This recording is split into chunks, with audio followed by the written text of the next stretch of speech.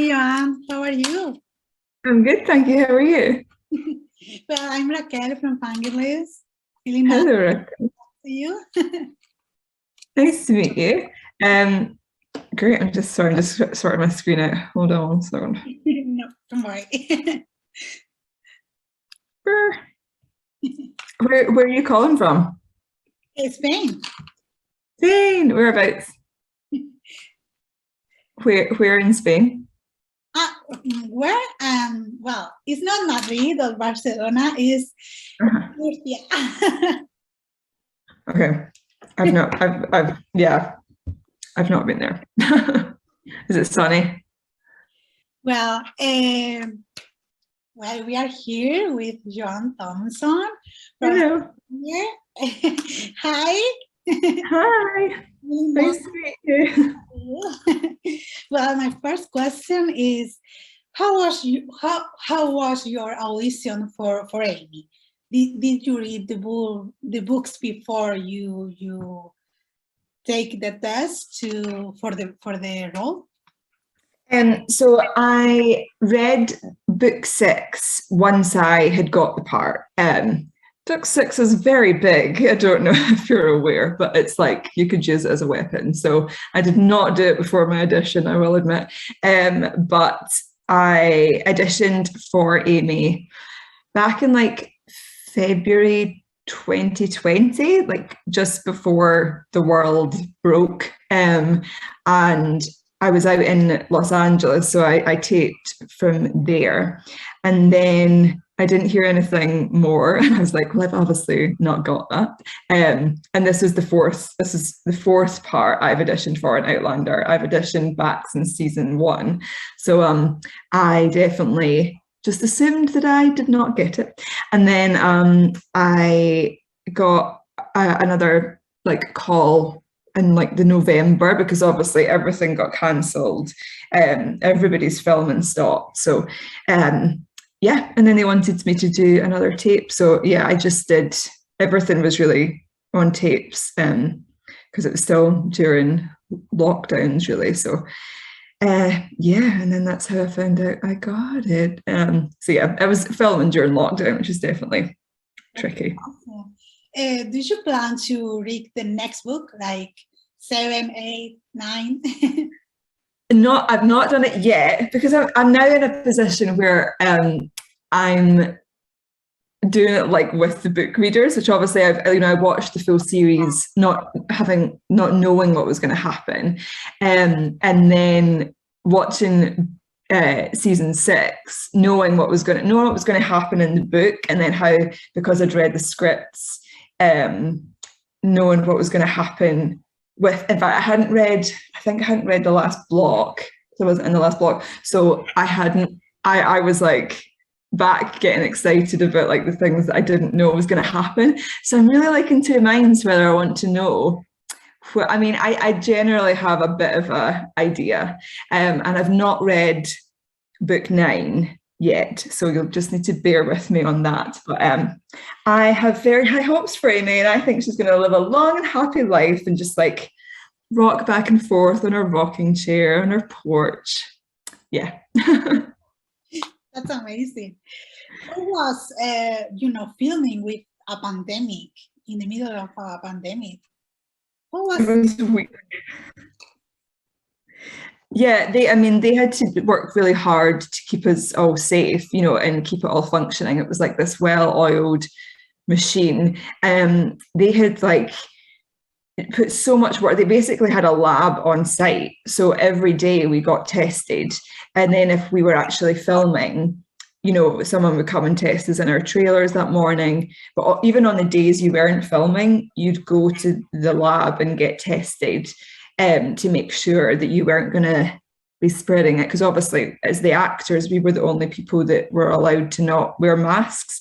But generally, even when we were, it was only when we were filming, really, like we had to wear them kind of in the rehearsals if we could. And then sometimes we could lose them. But obviously all the casting, all of the crew were all in masks. So it was hard, because it's like, when you're like coming into a new setting and you're meeting new people, and you want to be able to smile and chat, and there was this weird sense of like it felt guilty to speak to people, and because it was just a risk, like the whole thing was a risk, and you didn't want to be the person. I can remember being so, I think I quarantined before, like maybe 2 weeks before I started shooting, which they didn't ask me to do, but I was just like, I'm hunkering down with my mum, like, so I just don't go anywhere, like, because I was so scared that I would be the person to take down the whole thing.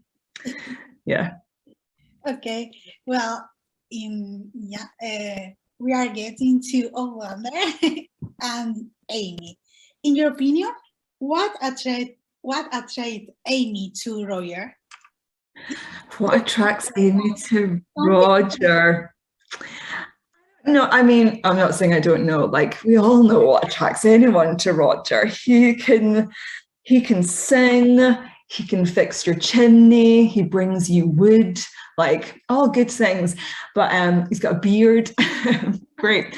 I think I personally don't see it as an attraction per se. I don't see it as like as a means to an end or anything. I think they just really got along as friends, and she really needs someone. Like, she really needs we're not quite in we're not quite in 2022 where you don't need no man. Like, they need men.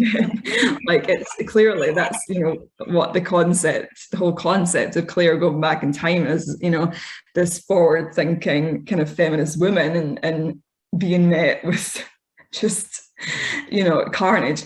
So I think it was really that. And I think she's got 2 young sons. She's lost absolutely everything, has no place of home, really, no sense of home. And like, this man offers to help her, and like, he's from where she's from.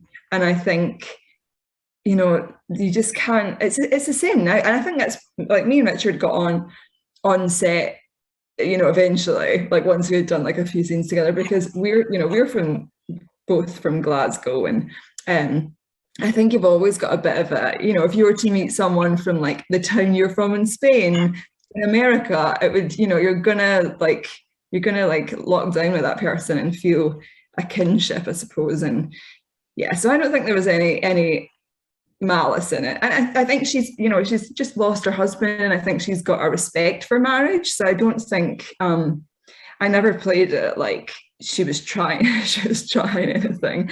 But of course, in that day and age, that's absolutely what other people would see. And Brianna's such an independent woman, like that really, I think, and Roger was trying to find his place in that. Yeah, it gave him a bit of a purpose for a while. But yeah. Okay, just imagine Amy and Brianna. How that will be, what do you think that Amy will say to Brianna and Brianna to Amy in that case, in a confrontation we went there? Oh, okay. I'm sorry, I didn't mean it. I think if anyone can put themselves in the shoes of Amy, it's kind of all of those lead characters, including Brianna. Like, she's done, left things behind and done without, the person that she loves, and so is Claire, and so is Jamie. And I think they can all like empathize with that. So I think they're pals. I think it's peace on the ridge. I agree with that. Well, what do you think that Amy features in season 7 will be?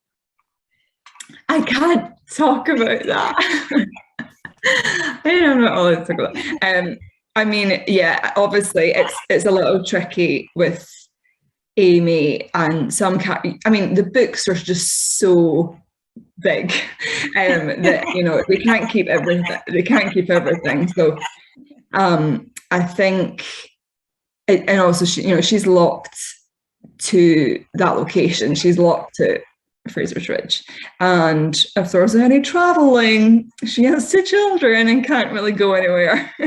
So yeah, so that's but listen, I mean, I know she's in all the other books up until book 9, and yeah, like I do hope that we get to see her for a little while, but we'll see. Crossing fingers. Yeah.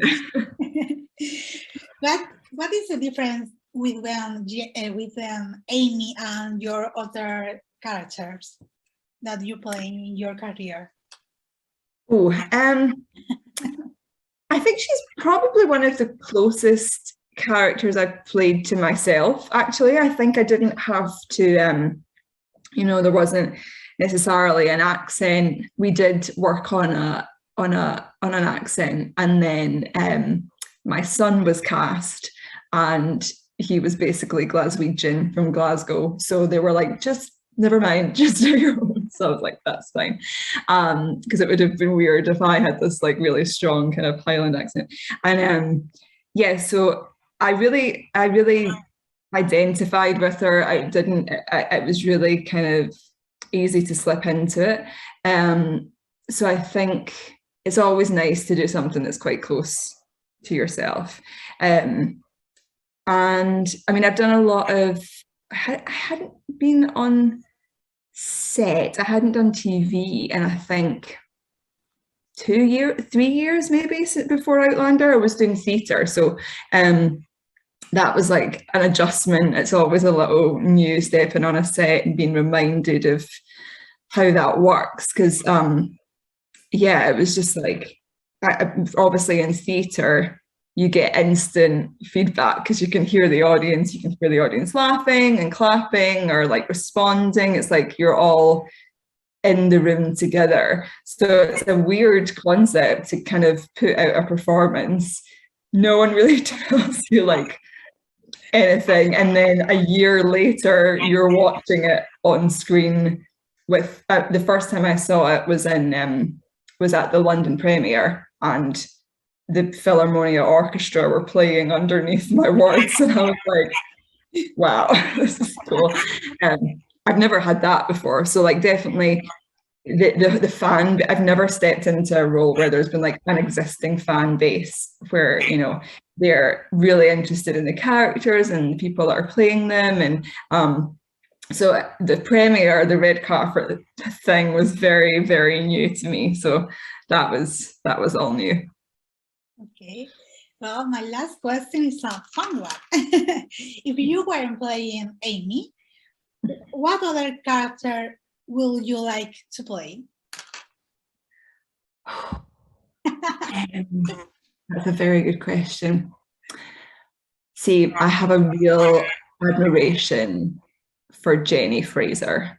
She is like my homegirl. But yeah, Laura Donnelly just nailed that. I could never touch that. But yeah, that is a good part. But maybe something on a horse or something in France where you get to hear the big ball games. Yeah, oh God, they're all so good. And also it may be clear, because then you get to be in love with Jamie, and who doesn't want to be in love with Jamie? Like, who doesn't want to have that come in after being in the stables? Like, yeah, I think we can all agree. Yeah. Raquel agrees. Well, thank you so much for your time. Really a pleasure talking to you, and can't wait for more Amy, more Outlander, more season 7, and more. Thank you so much, Raquel. It was so lovely to meet you.